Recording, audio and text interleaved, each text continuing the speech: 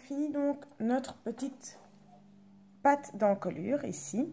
On rabat souplement les mailles pour éviter de venir resserrer. Et puis on va venir derrière, on va faire des pattes de boutonnage pour pouvoir venir fermer la robe ici à l'arrière. Alors je ne vais pas vous expliquer les deux côtés parce qu'ils se font de la même manière, mis à part qu'il y en a un sur lequel vous allez devoir faire les boutonnières. Donc je vais vous expliquer le côté boutonnière. L'autre côté, vous ferez simplement la même chose, mais sans faire les trous des boutonnières. Alors, on va commencer par venir ici sur le côté, relever, 27 mailles.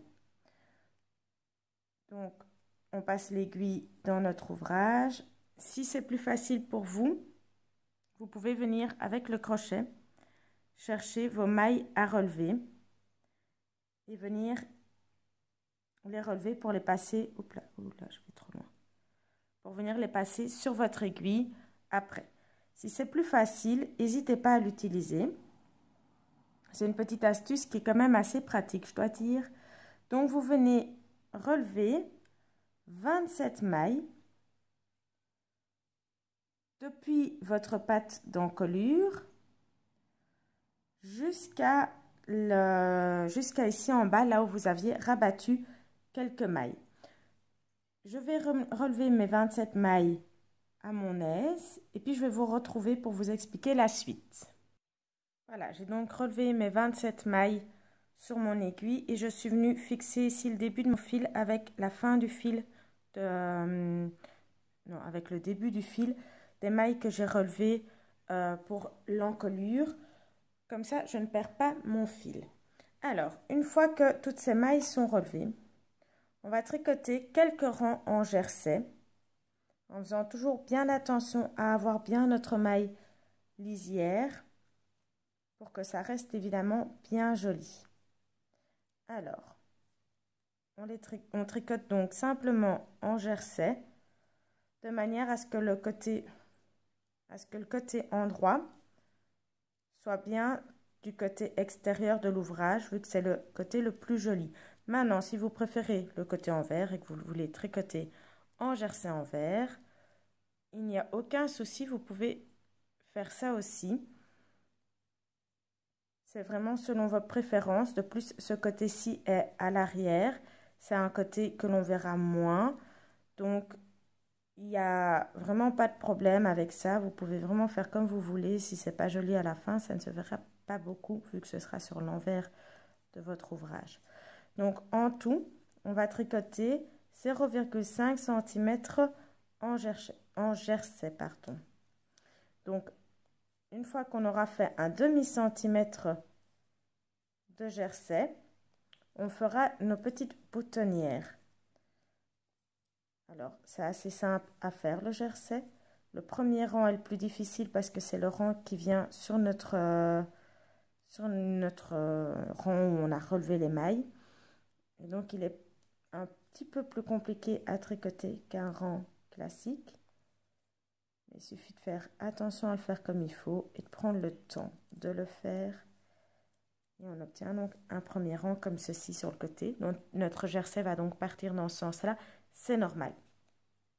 On va donc tricoter un demi-centimètre comme ça en jersey. Et une fois qu'on sera arrivé à la fin de ce demi-centimètre, je vais vous expliquer comment on va faire nos boutonnières. Donc, d'ici quelques secondes, je vais vous abandonner le temps de faire ce demi-centimètre parce que ça ne sert à rien que je reste à filmer. Donc, un demi-centimètre, en fait, c'est très vite fait. Ça ne fait que 2 rangs. Alors, pour la suite, une fois qu'on a fait ce demi-centimètre, on va faire nos boutonnières. 3 boutonnières, donc. On va les faire, la première, à 6 mailles de notre bord ici. Donc, on va tricoter 1, 2, 3, 4, 5, 6. Et puis, on va rabattre une maille. Donc, on glisse notre maille sur notre aiguille. On tricote la maille qui suit. Et on vient passer la maille glissée sur la maille tricotée. Et puis, on va encore tricoter 8 mailles si je ne me trompe pas. Oui, 8 mailles. Donc celle rabattue, la suivante, 2, 3, 4, 5, 6, 7, 8. On vient rabattre encore une maille. Et puis on va faire une dernière un tout petit peu avant la fin ici. Donc on va tricoter les 6 mailles qui suivent. 3, 4, 5, 6 et on rabat la suivante. Et on tricote les 2 mailles, les 2 dernières mailles. On va tricoter, tourner notre ouvrage. Oups. On glisse notre maille lisière, on tricote la maille qui suit. Et si je ne me trompe pas, c'est ici que j'ai rabattu. Je ne vois plus mes mailles rabattues, c'est un peu bête ça. Et donc, je vais créer une nouvelle maille. Donc simplement, je passe mon fil au-dessus, je fais un jeté. Et puis, je tricote mes 7 mailles suivantes. 3, 4, 5, 6, oups. Non, mes 6 mailles suivantes, pardon. Mes 6 mailles suivantes, je fais mon jeté. Je tricote les 8 mailles qui suivent. 3, 4, 5, 6, 7, 8. Un jeté et je tricote les dernières mailles de mon ouvrage, simplement. Voilà.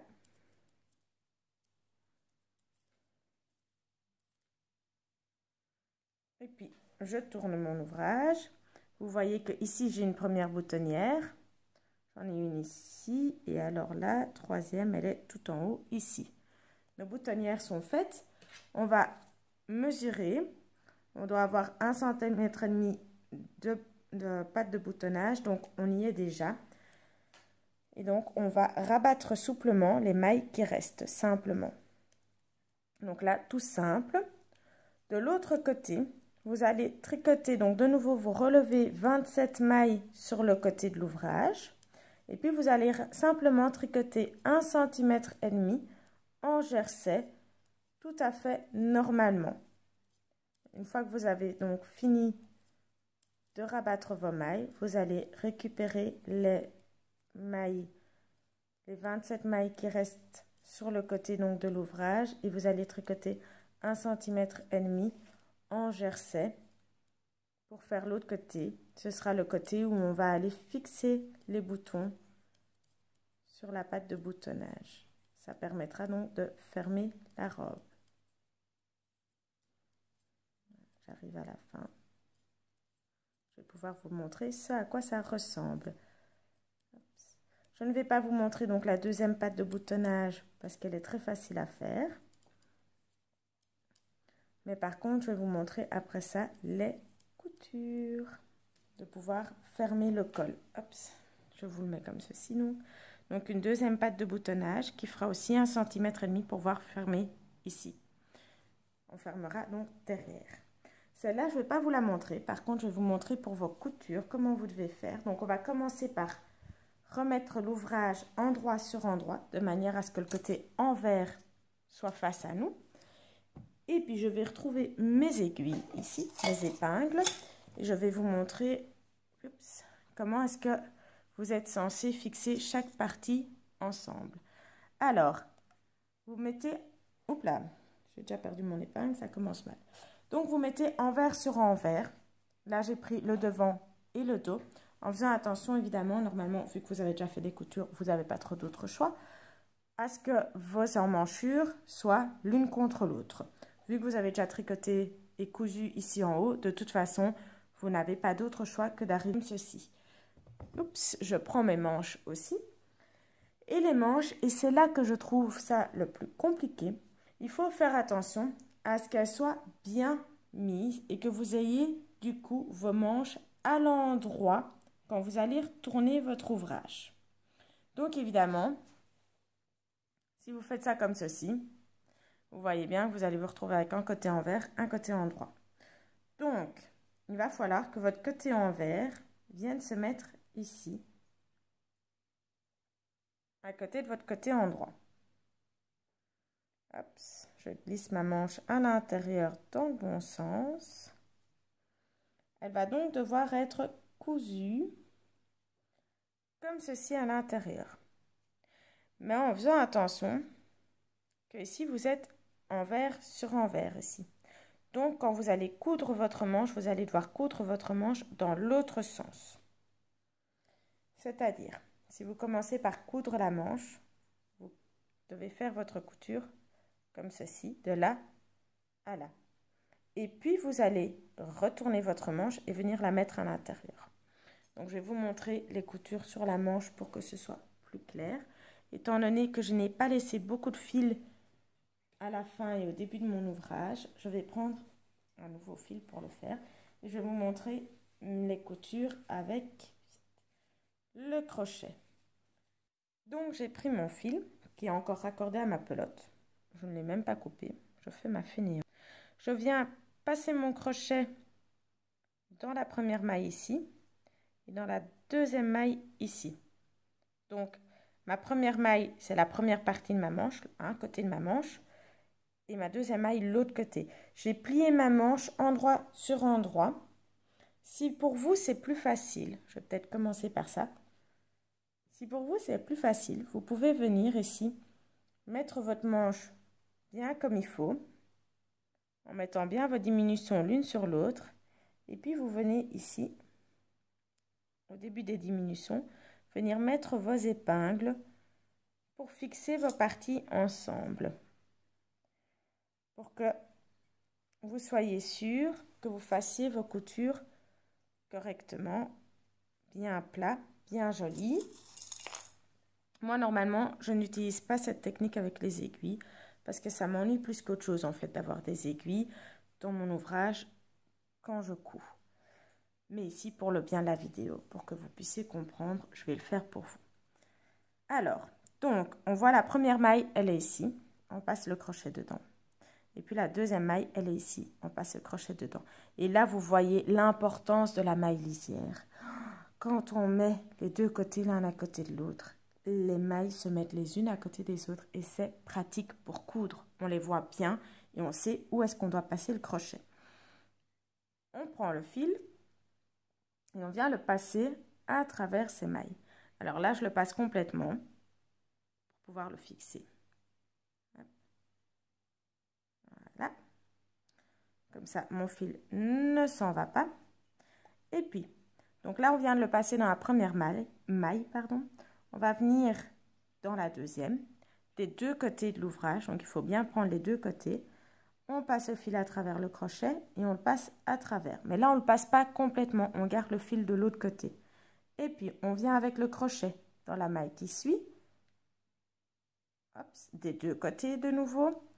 Et on passe le fil au-dessus du crochet et on le passe à travers donc nos deux mailles et à travers la maille qu'on avait en fait créée.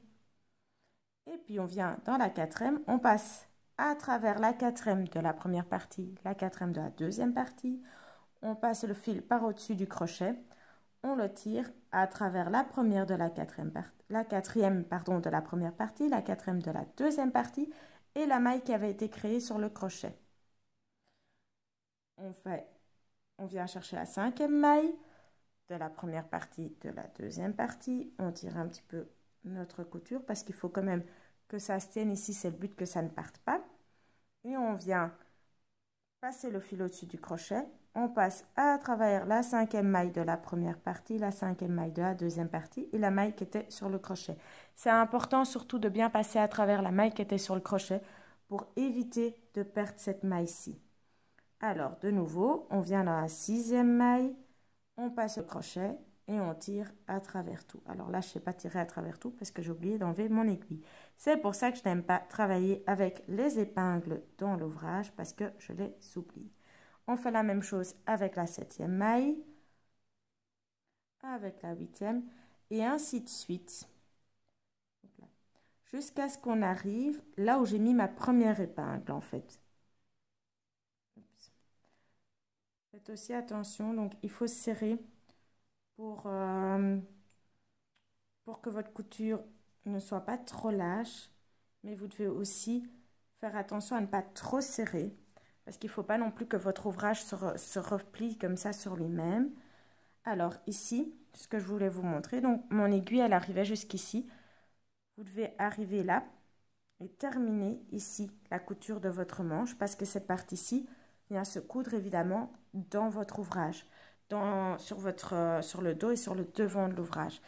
Vous allez donc prendre vos ciseaux et couper. Moi, j'arrête ma couture simplement là, complètement, pour être sûr que je ne me trompe pas dans ce que je fais. Hop, et puis vous la serrez simplement dans votre maille. Donc, j'ai simplement passé mon fil dans la dernière maille. Hop, on tire un petit peu pour que ce soit bien lâche. Je vais retourner ma manche. Hop.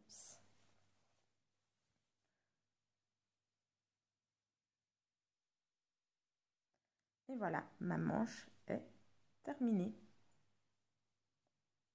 Alors, je vous explique pour la suite. Je ne vais pas vous montrer les deux manches, parce que la deuxième manche, vous allez faire la même manière. Ici, pour fixer votre manche à votre ouvrage, je l'ai retournée, je l'ai mise sur l'endroit. Vous allez pouvoir venir la mettre ici, à l'intérieur de votre ouvrage.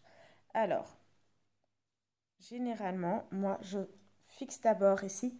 Je commence généralement mes coutures sur la partie dos et devant, et pas manche et dos ou manche et devant. Je commence mes coutures en général par ici, donc par en bas, par le bas de mon ouvrage. Je vais vous les fixer pour que vous voyez comment faire vos coutures ou les faire. Mais je ne vais pas faire les coutures entièrement avec vous, parce que sinon, ça va prendre un temps de dingue. Donc, comme ceci, de manière à ce que votre dos se fixe bien, soit bien suivi. Et là, de nouveau, quand vous allez faire votre couture, vous allez simplement, je vais me mettre un petit peu mieux pour que vous voyez, vous allez simplement devoir suivre vos mailles lisières comme vous l'avez fait avec vos manches. On suit les mailles lisières pour qu'elles se confondent l'une à l'autre. Si vous avez fait les deux parties en même temps, normalement, vous ne devez pas alors avoir de problème par rapport à vos diminutions et vos augmentations, parce que celle-ci devrait tomber juste. De la même manière, en tout cas, des deux côtés. Alors, j'ai l'emmanchure qui commence donc ici, là où les diminutions, où vous voyez clairement votre petit arrondi. Donc là où l'arrondi commence, je vais enlever la manche pour le voir correctement. Donc là où l'arrondi commence, c'est là que commence votre emmanchure. Donc je viens mettre, je viens faire correspondre mon emmanchure des deux côtés pour être bien sûr de ce que je fais. Bouton ici, en face évidemment des trous de l'autre patte de boutonnage, et faire vos coutures. Et ça vous donne ceci. Une jolie petite robe pour une jolie petite fille. Voilà, j'espère que mon tuto vous a bien plu, mes petits fans de laine, et que je vous verrai pour la prochaine. Ciao, ciao!